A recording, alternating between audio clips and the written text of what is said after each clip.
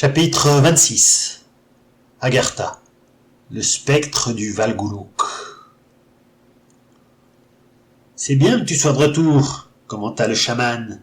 J'ai senti la trace d'un spectre du Valgoulouk et j'ai entrepris de le réveiller. Mais celui-ci est d'une puissance exceptionnelle et il faut énormément d'énergie vitale. Il possédait 7 pierres précieuses, 7 pierres magiques qui lui permettaient de rester dans notre monde et de mettre sa puissance à mon service. Mais nous n'en avons retrouvé que 6. La 7e est tout près d'ici. Nous la cherchons encore. Nous sommes des guerriers, pas des taupes, grogna Olor.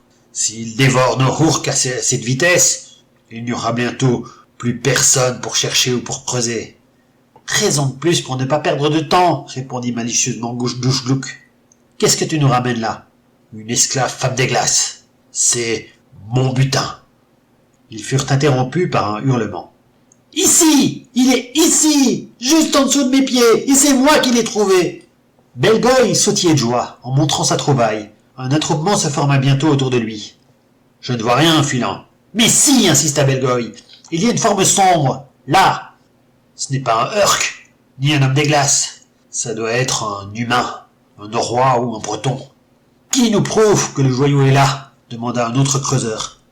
Il faudra creuser 3 mètres pour l'atteindre, et la glace est vraiment dure de ce côté-là. Ça prendra des heures. Douche-Glouc interrogea le spectre du regard. Ce dernier acquiesça de la tête, sans rien dire. Il économisait sa précieuse énergie. « Allez, commencez à creuser !» ordonna le chaman. « On y est presque. Les hommes des glaces ont beaucoup d'énergie vitale. Assez pour que l'envoyé du Valgoulouk patiente quelques heures. »« On pourrait s'amuser avec maintenant, fit Snarzok. Pour les spectres, ça ne fera aucune différence. »« Oh, c'est mon butin, beugla Olor. »« Voyons alors. La tribu en a besoin, fit le chaman. Si on n'offre rien au spectre, il retournera dans le Valgoulouk, et sans cet esclave, nous serons obligés de sacrifier d'autres guerriers. J'ai déjà éliminé les faibles, les lâches, les paresseux. Je devrais sacrifier les blessés. De braves guerriers qui se sont battus pour la horde, et qui méritent mieux comme récompense, tu ne crois pas? Eh bien, qu'il retourne au Valgoulouk, répliqua Olor. Qu'il y retourne et qu'il y pourrisse, il n'aura pas mon butin. Sur ces mots, Olor sortit son arme et se jeta sur le chaman, mais il n'eut pas le temps de l'atteindre. Un coup de hache donné de haut en bas lui arracha le bras du corps, en même temps qu'une partie de la poitrine. Son armure en plaques de métal récupérée à gauche à droite n'offrit aucune protection contre la force de Guthrum. Olor s'écroula dans une mare de sang et expira sans même comprendre pourquoi son fidèle second l'avait trahi. Au même moment, à quelques secondes près, Guzok s'écroula à son tour, la gorge tranchée.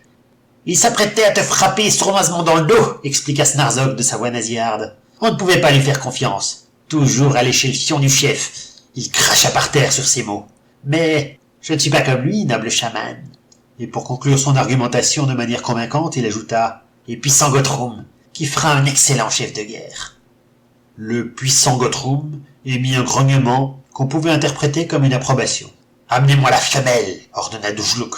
Pouldik et Snarzok traînèrent la malheureuse Kira, toujours ficelée, jusqu'au chaman.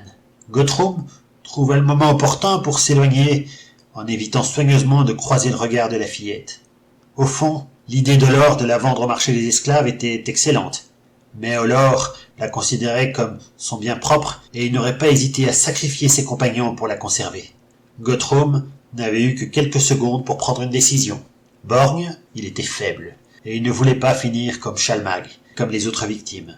« Je vais voir ce que les autres ont trouvé, » murmura-t-il pour s'excuser. « Il faut leur botter le derrière pour qu'ils s'activent un peu. »« Il nous reste bien 5 minutes, non ?» clama Snarzok, avec une bonne humeur tout à fait incongrue. « Alors, on pourrait peut-être... Plus tard !» coupa Douche-Glouc. « Vous vous amuserez plus tard. Elle bougera moins. Mettez-la devant le spectre, et n'ayez pas peur. » Snarzok poussa la fillette vers la créature, qui darda vers elle un regard maléfique. Kira se mit à hurler de terreur. Au même instant, un autre cri, un puissant cri de rage se fit entendre. Un javelot fendit l'air et termina sa course dans le ventre de Douche-Glouc. Aussitôt, les rescapés de la horde se jetèrent sur leurs armes pour faire face au danger. Le démon violet passait à l'attaque.